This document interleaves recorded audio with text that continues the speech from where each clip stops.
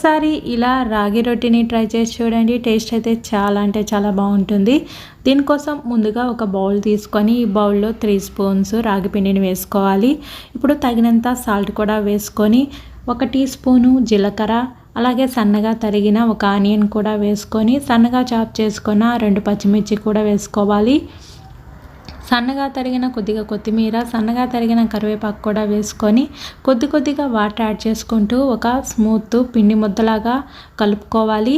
ఇలా కలుపుకున్న పిండి ముద్దని ఒక 5 మినిట్స్ పెట్టుకోవాలి. ఇప్పుడు స్టవ్ వెలిగించుకొని స్టవ్ పైన దోశ ప్యాన్ పెట్టుకొని దోశ ప్యాన్ పైన ఈ పిండి ముద్దని ఇలా స్ప్రెడ్ చేసుకోవాలి. మీకు ఏ సైజులో కావాలంటే ఆ సైజులో పిండి ముద్దను తీసుకొని ఇలా స్ప్రెడ్ చేసుకొని ఆయిల్ వేసుకొని 2 వైపులా టర్న్ చేసుకుంటూ మీడియం ఫ్లేమ్లోనే బాగా ఫ్రై చేసుకొని స్టవ్ ఆపేసి రాగి రొట్టిని బ్రేక్ఫాస్ట్లో అయినా, డిన్నర్లో అయినా, స్నాక్స్గా అయినా సర్వ్ చేసుకుంటే సూపర్ టేస్టీగా ఉంటుంది.